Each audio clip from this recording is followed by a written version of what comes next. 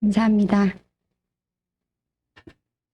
오늘 함께 보실 성경 말씀은 야고보서 5장 1절에서 6절 말씀입니다.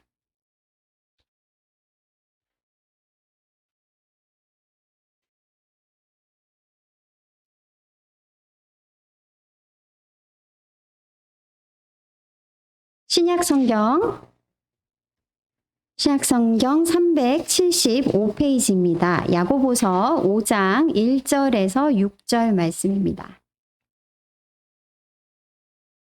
다 찾으셨으면 한 절씩 교독하도록 하겠습니다. 들으라 부한 자들아, 너희에게 임할 고생으로 말미암아 울고 통곡하라.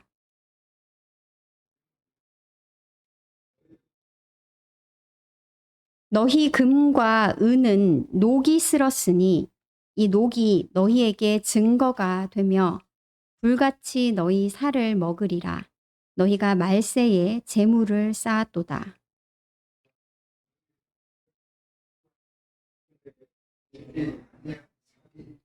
우리의 지르며 그 시주한가에 우는 소리가 만군의 죄에 들려옵니다. 너희가 땅에서 사치하고 방종하여 사륙의 날에 너희 마음을 살찌게 하였도다. 너희는 의인을 정죄하고 죽였으나 그는 너희에게 대항하지 아니하였느니라. 아멘. 자, 오늘 저희가 너희 금과 은은 녹이 쓸었으니 라는 제목으로 오늘 방금 읽은 야고보서 5장의 말씀을 함께 상고하고자 합니다.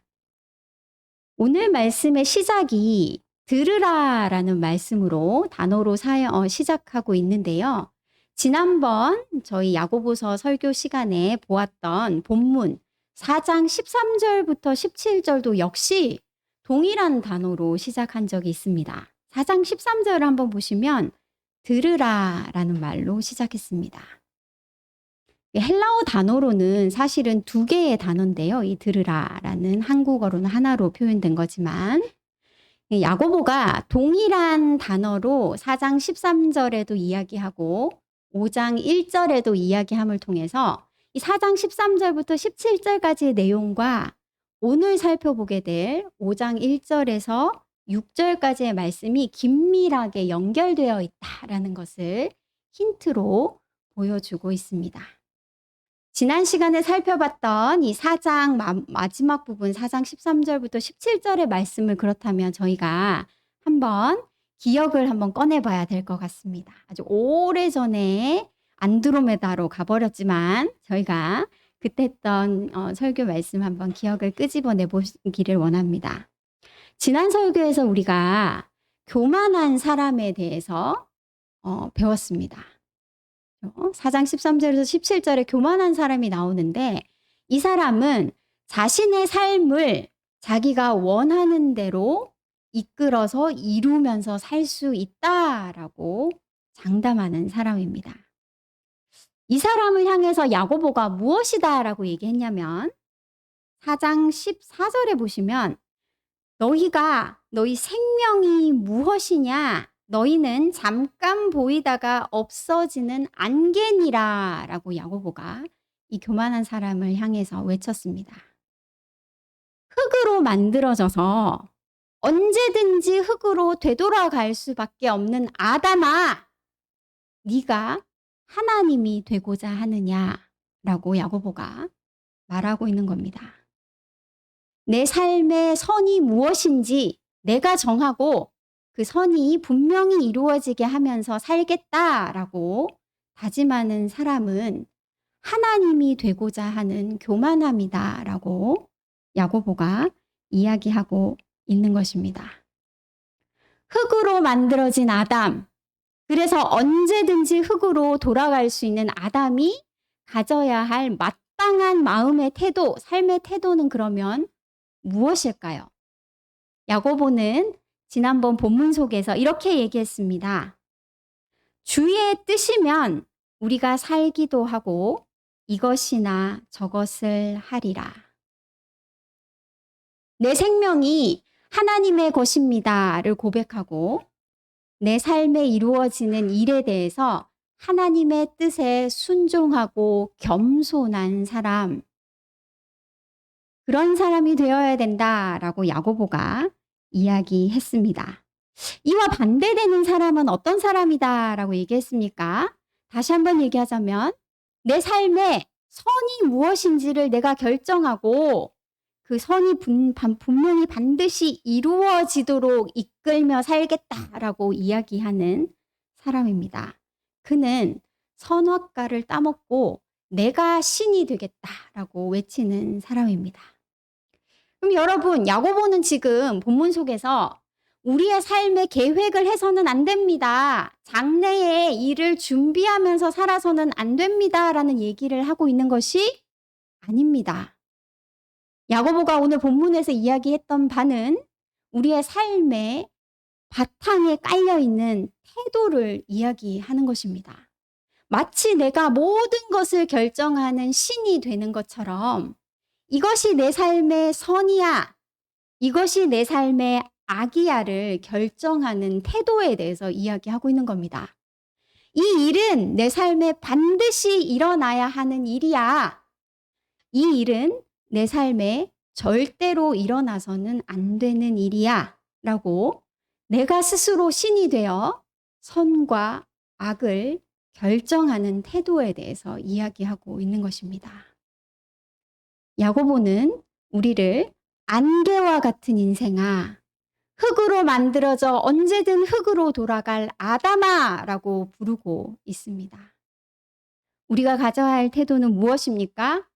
내 삶의 선은 하나님이 결정하신다라는 고백입니다. 야고보는 1장에서 이렇게 말한 바 있습니다. 아주 오래전에 저희가 살펴봤지만 시험이 우리에게 복이다라는 이야기로 야고보서가 자신의 설교를 시작한 바가 있습니다. 내 눈에 보기에는 악인데, 내 눈에 보기에는 절대로 일어나지 말아야 할 어려움인데 하나님이 보시기에 선이라면, 하나님이 나에게 주시기를 원하시는 선이라면 그 시험이 복이다라고 야고보는 이야기하고 있는 겁니다. 왜 그렇습니까? 시험 당할 때에 내 안에 있는 씨앗과 같은 작은 믿음이 싹을 틔우고 자라고 열매 맺는 온전한 믿음이 되어진다라고 말하고 있는 것입니다. 그래서 언제든 흙으로 돌아갈 수 있는 우리 아담이 할 수 있는 고백은 주의 뜻이면 내가 살기도 하고 이것과 저것을 하리이다입니다. 같은 말이면 이렇게 표현할 수도 있습니다. 주의 뜻이면 우리가 죽기도 하고 이것과 저것을 하지 못하리이다 라는 고백이 되기도 합니다. 야고보는요, 지난번 본문 맨 마지막에서요, 17절에 이런 말을 한 적이 있습니다. 사람이 선을 행할 줄 알고도 행하지 아니하면 죄니라 라는 말로 지난번 4장 본문이 마무리가 되었습니다. 여러분, 이렇게 내 삶을 내가 원하는 대로 이끌면서 선과 악을 정해놓고 이끌어가려는 교만한 사람이 무엇을 하지 못하냐면 선이 무엇인 줄 알면서도 행하지 못한다라고 얘기합니다. 왜 그렇습니까? 제가 지난번 설교 시간에 물어본 적이 있습니다, 여러분에게. 아니, 햇빛 한 줄기만 비치면 흔적도 없이 사라져버릴 안개와 같은 인생이 무슨 자신감을 가지고 내가 내 삶을 내가 원하는 대로 이끌어 가겠다라고 얘기할 수 있겠는가라는 질문을 드린 적이 있습니다. 뭐 때문에 그렇게 할 수 있다라고 얘기했습니까? 믿는 구석이 있기 때문에. 내 곳간에 이 땅에 쌓아둔 보물이 있기 때문에 믿는 구석이 있어서 그런 자신감을 내비출 수가 있는 겁니다.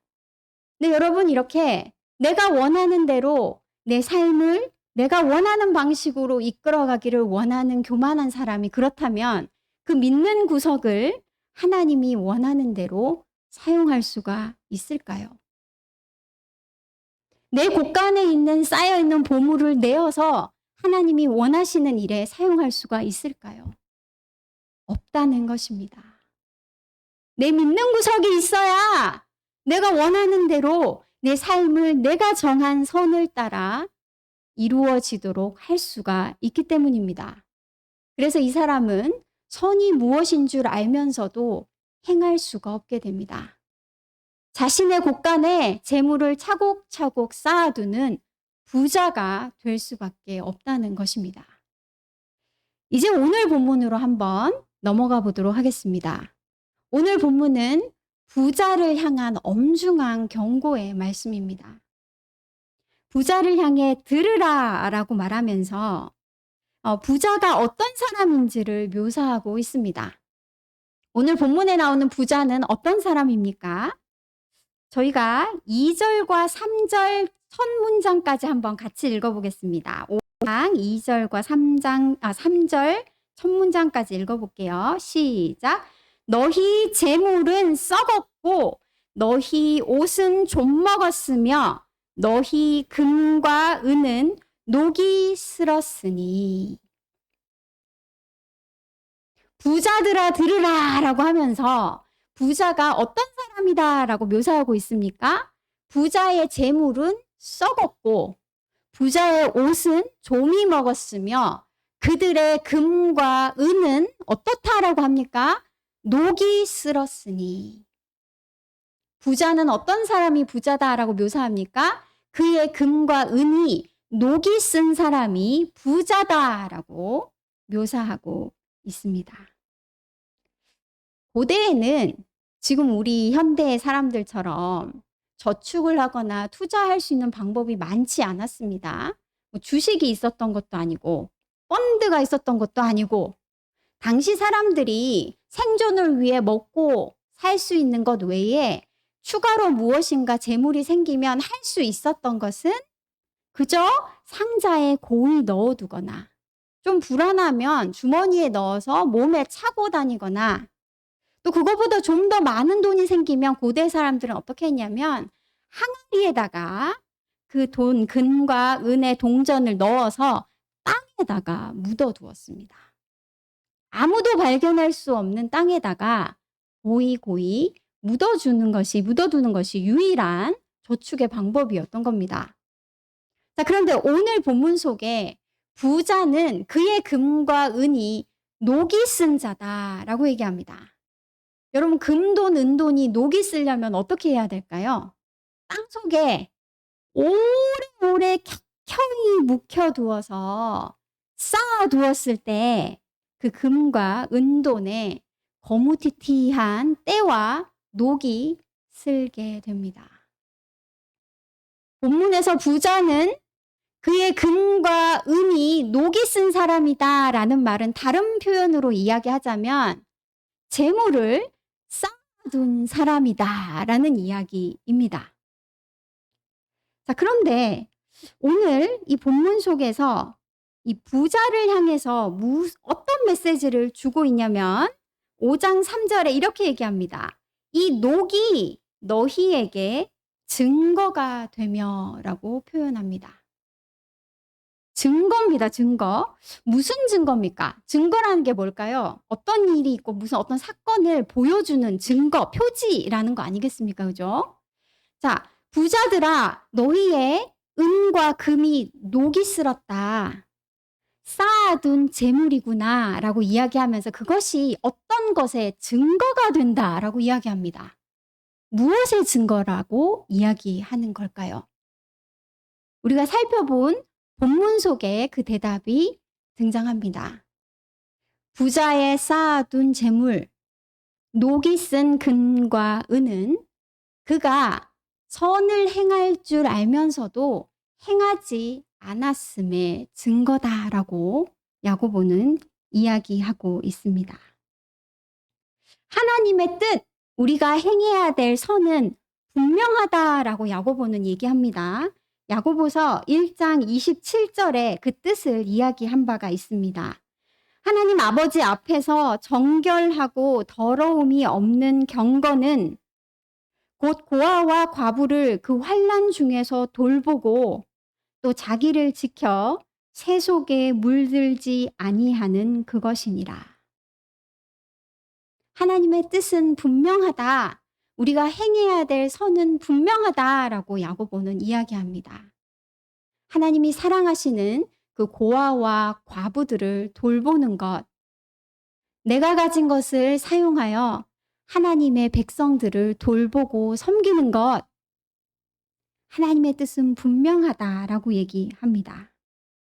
그런데 그의 금과 은이 녹슬었다면, 쌓여 있다면 그것은 하나님의 이 뜻을, 선을 행하지 않은 것의 증거다라고 야고보가 오늘 말씀하고 있는 것입니다.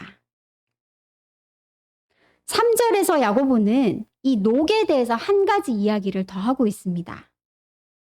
이 녹은 너희에게 증거가 되며라는 문장 뒤에 뭐라고 얘기하냐면 이 녹이 불같이 너희 살을 먹으리라 라는 표현을 하고 있습니다. 녹이 불같이 우리의 살을 먹는다라는 표현을 하고 있습니다. 여러분, 이 녹이라는 단어는요, 헬라어 단어는 한 가지의 뜻을 더 가지고 있습니다. 바로 독이라는 단어입니다. 이 동전을 쓰는 때와 같은 그 녹, 그죠? 우리가 알고 있는 녹이라는 것을 지칭하는 단어이기도 하지만 동시에 뱀이나 정갈에 물렸을 때 온몸에 퍼져서 그 사람을 마비시키는 독이라는 것도 뜻도 담고 있는 단어입니다. 이 야고보는 이 두 개의 중의를 사용해서 무슨 이야기를 하고 있습니까?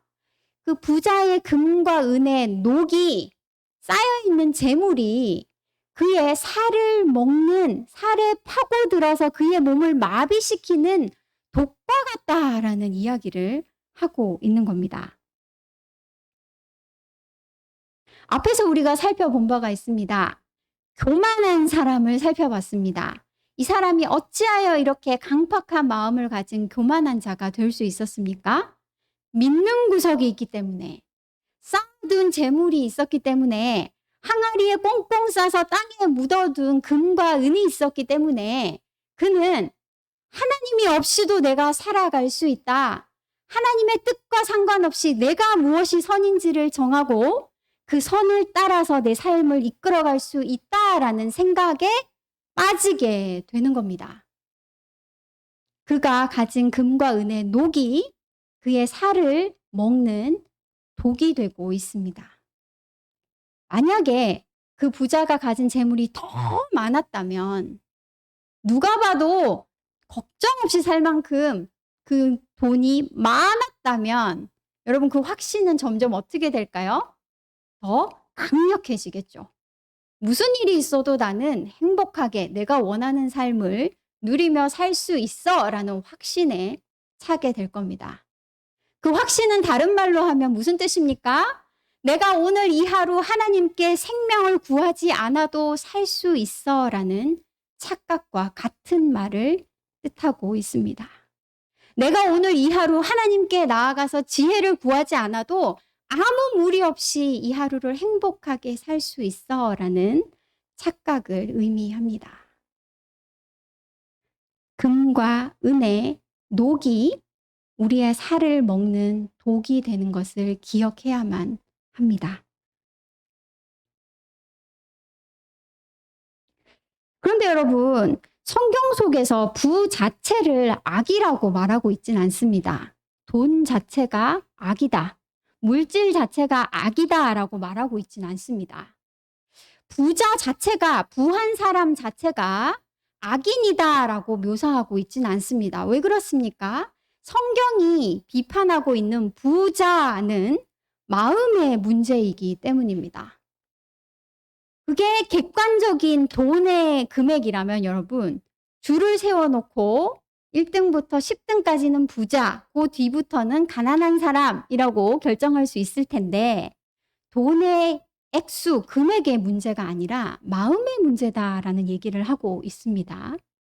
내가 100을 가지고 있어도 그 심령이 가난한 나사로와 같은 하나님을 구하고 찾고 줄이고 목마른 심령이 가난한 자일 수 있습니다.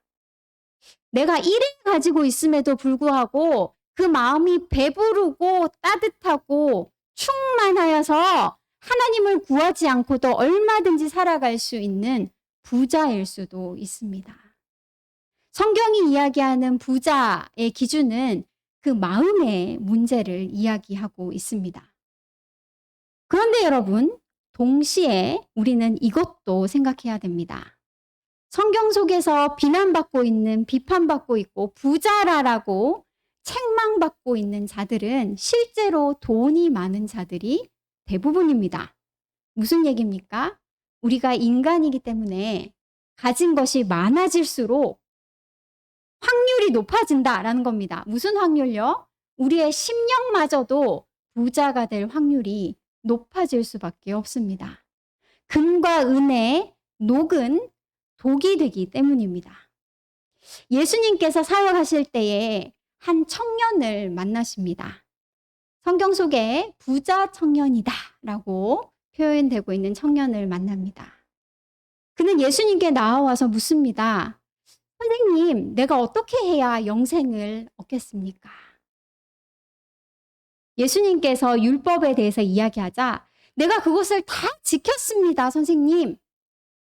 예수님이 그 청년에게 이야기합니다. 가서 네가 가진 것을 다 팔아서 가난한 자들에게 주고 나를 쫓으라. 부자 청년이 근심하면서 예수님을 떠나갑니다.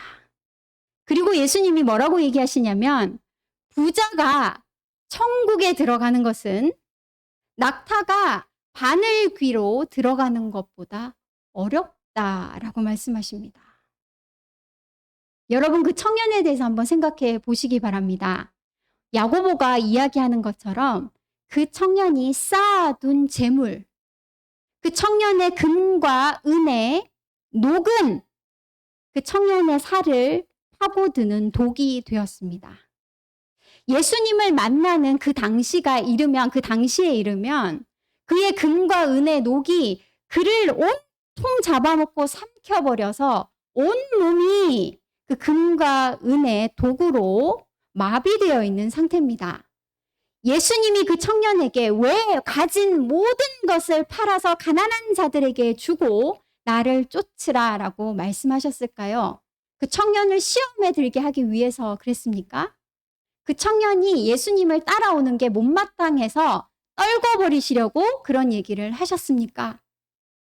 예수님이 보실 때에 그 부자 청년은 온몸이 그 금과 은의 독으로 잡아먹혀서 삼켜버려서 가진 것을 모든 것을 팔아 가난한 자들에게 주어야 그때서야 가난한 심령이 될 수 있는 상태였던 겁니다.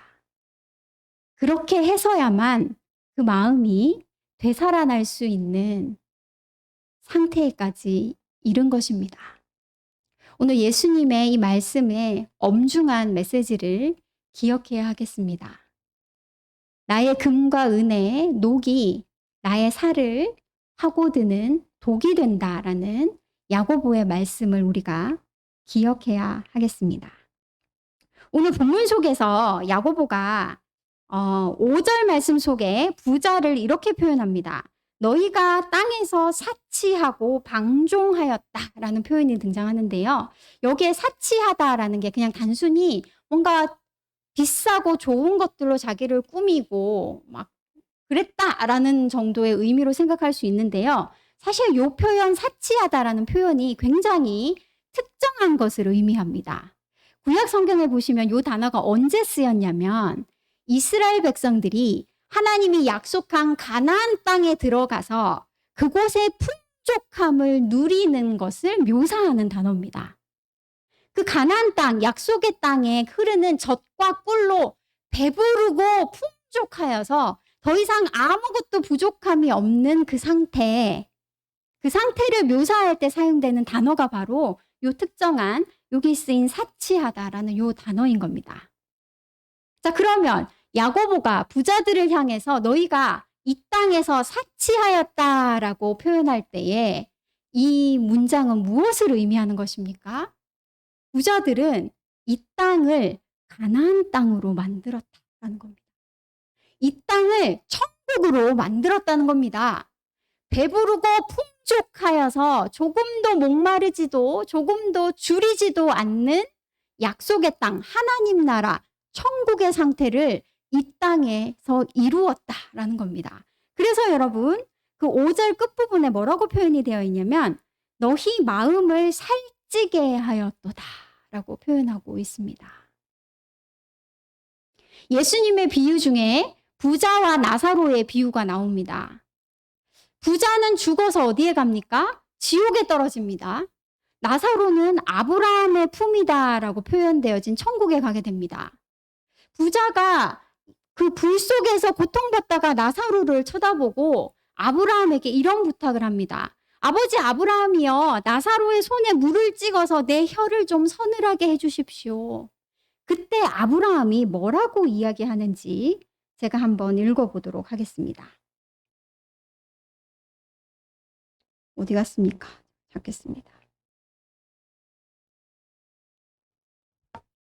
아버지 아브라함이여, 나를 긍휼히 여기사 나사로를 보내어 그 손가락 끝에 물을 찍어 내 혀를 서늘하게 하소서. 내가 이 불꽃 가운데서 괴로워하나이다. 아브라함이 이르되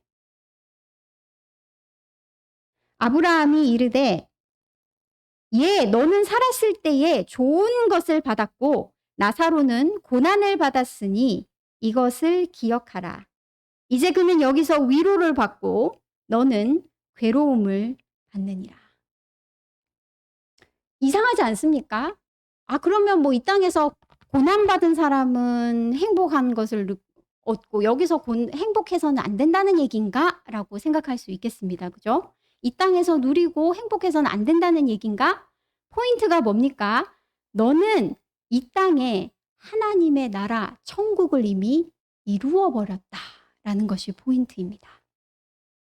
신약 성경의 저자들이, 성경의 저자들이 반복해서 이야기하는 바가 무엇입니까? 왜 하나님이 그의 백성을 눈물과 고통과 슬픔과 시험을 만나는 이 땅에 두신다라고 이야기하고 있습니까?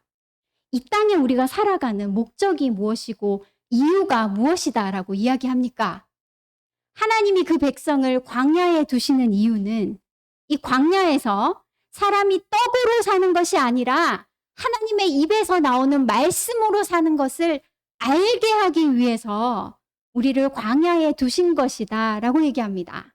여러분, 우리는 가나안 땅에 들어갔습니까? 못 들어갔습니까? 여러분, 우리는 출애굽을 완성했습니까? 아닙니까? 이 질문에 뭐라고 대답하시겠습니까, 여러분? 하나님의 나라가 임했습니까? 안 임했습니까? 뭐라고 대답하시겠습니까? 이거를 학자들은 좀 어려운 말로 이미, 그러나 아직이라고 표현합니다. 예수님을 통해서 우리는 애굽에서 출애굽했습니다. 무슨 얘기입니까? 죄와 죽음에서 이미 구원을 받았습니다. 하나님의 나라가 예수님을 통해 이 땅에 임했습니다. 그런데 아직입니다. 무슨 얘기입니까? 완전한 하나님 나라, 그 온전한 가나안 땅이 아직 완성되기 전이다라는 얘기입니다. 출애굽의 그림으로 얘기하자면 우리는 애굽 땅에서 나왔습니다. 그런데 아직 가나안 땅에 들어가지 못한 상태입니다. 그러면 여러분, 우리는 지금 어디에 있습니까? 지금 어디 있습니까? 애굽에서 나왔는데 가나안 땅에 못 들어갔습니다. 그럼 지금 우리 어디 있습니까? 한 집사님? 어디 있습니까? 가나안의 입구, 광야에 있습니다. 가나안이 보이는 입구, 광야에 있습니다. 여러분, 우리는 광야를 살아가고 있습니다. 근데 오늘 본문 속에 나오는 이 부자, 예수님의 비유 속에 나오는 부자와 나사로의 비유 속에 그 부자는 어떻게 생각합니까? 이 땅에 가나안을 이미 이루어 버렸다는 겁니다. 이 땅에서 사치하였도다.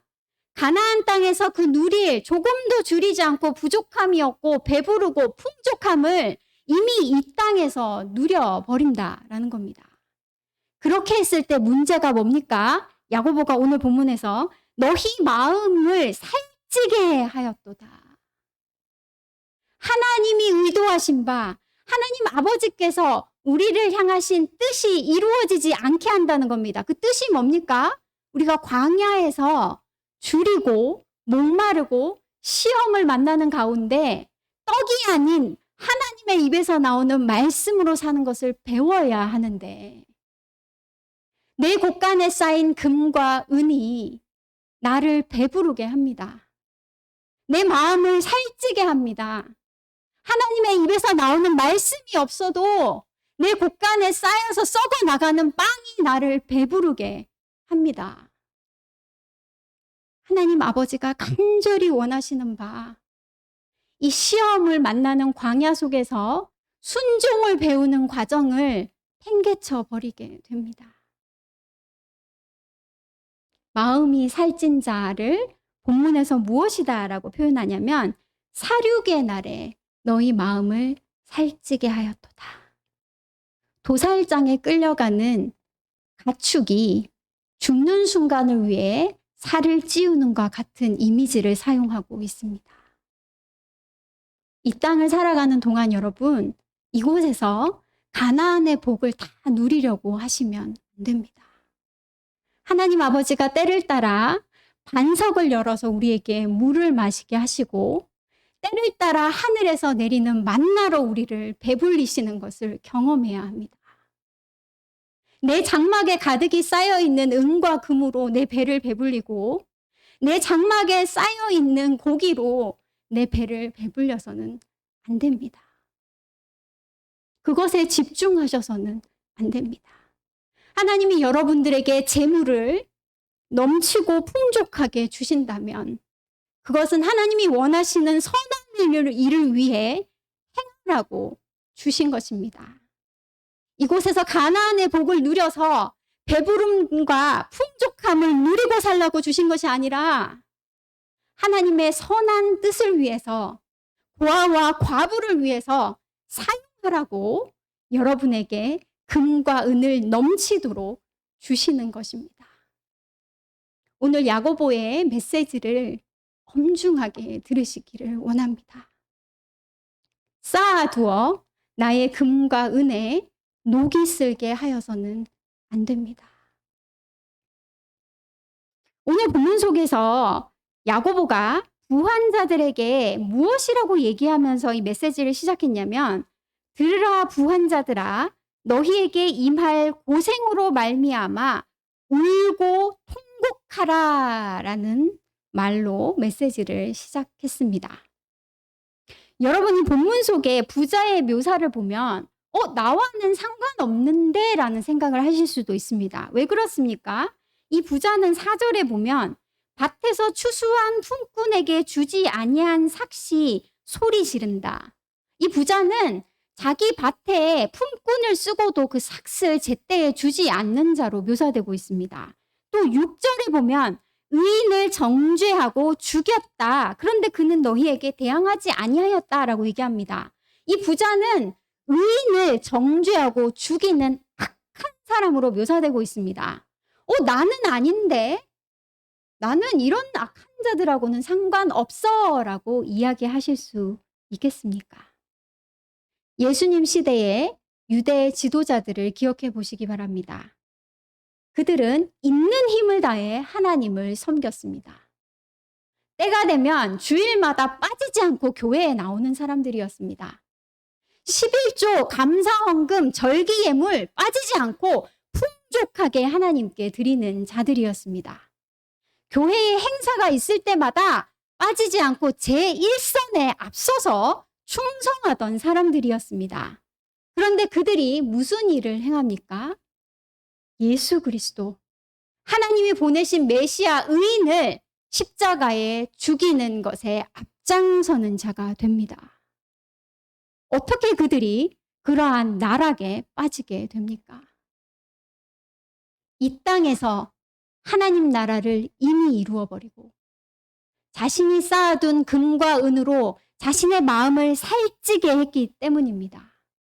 그 금과 은의 독이 그의 마음을 병들게 하고 그 살을 마비시켜서 어느 순간 되돌아보니 하나님이 보내신 메시아조차도 십자가에 달아 죽이는 악인의 자리에 서 있게 되는 것입니다. 아무도 장담할 수 없습니다. 야고보는 엄중하게 경고합니다. 그 길로 가서 은과 금에 녹이 슬게 놔두었다가는 저러한 예수를 죽이는 곳에 내어주는 유대 지도자들과 같은 자리에 설 수 있다. 오늘 본문에 부한 자들아 너희에게 임할 고생으로 말미암아 울고 통곡하라라는 이 고생이라는 단어 있잖아요. 이 단어가 앞에서 등장한 적이 있습니다. 4장 9절에 슬퍼하며 애통하며 울지어다라고 할 때 이 슬퍼하며라는 단어가 오늘 본문에 부자들에게 임할 고생이란 단어와 똑같은 단어입니다. 야고보가 하는 말이 뭐냐면 지금 슬퍼하지 않으면, 지금 애통하지 않으면 너희에게 애통과 슬픔이 임할 것이다 라는 얘기를 하고 있는 겁니다. 이 땅에서 하나님이 원하시는 대로 애통하면서 순종을 배우지 않으면 그때에 애통하게 될 것이다 라는 얘기를 하고 있는 것입니다. 예수님의 말씀 산상수훈의 말씀을 한번 제가 읽어보고자 합니다. 누가복음 6장 21절입니다. 지금 줄인 자는 복이 있나니 너희가 배부름을 얻을 것이미요. 지금 우는 자는 복이 있나니 너희가 웃을 것이미요. 24절로 한번 넘어가 보겠습니다. 그러나 화 있을진저 너희 부요한 자여 너희는 너희의 위로를 이미 받았도다. 화 있을진저 너희 지금 배부른 자여 너희는 줄이리로다. 화 있을진저 너희 지금 웃는 자여 너희가 애통하며 울리로다.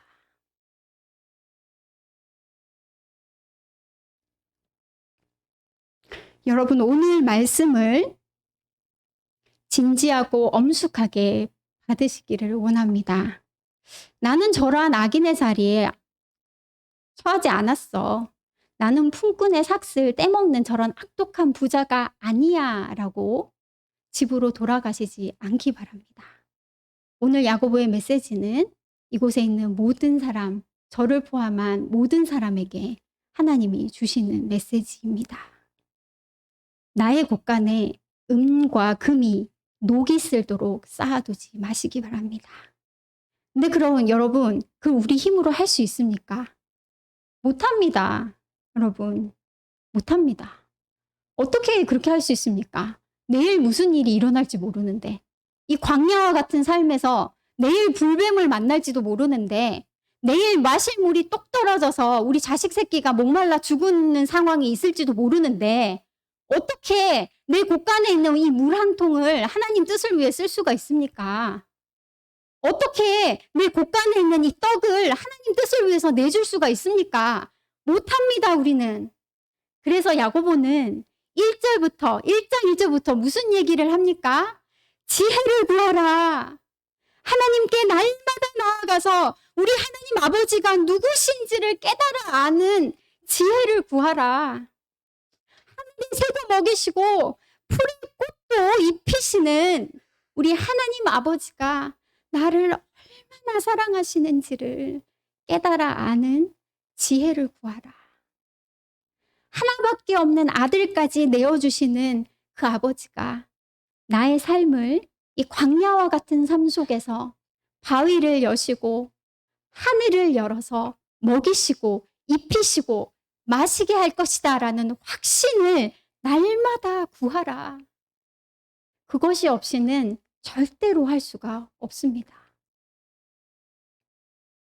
여러분 오늘의 메시지를 기억하시고 야고보의 간절한 외침을 기억하시고 날마다 하나님의 은혜의 보좌 앞에 나아가시기 바랍니다.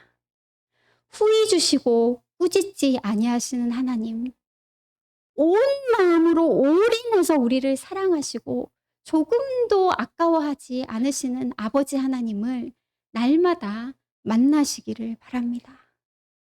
그리하여 내 곳간에 꽁꽁 싸매어둔 그 은과 금을 풀어 하나님이 원하시는 선을 위해 사용하는 자들이 되어지기를 원합니다. 하나님의 뜻을 위해 선을 행하는 저와 여러분이 되기를 원합니다. 맨. 자, 오늘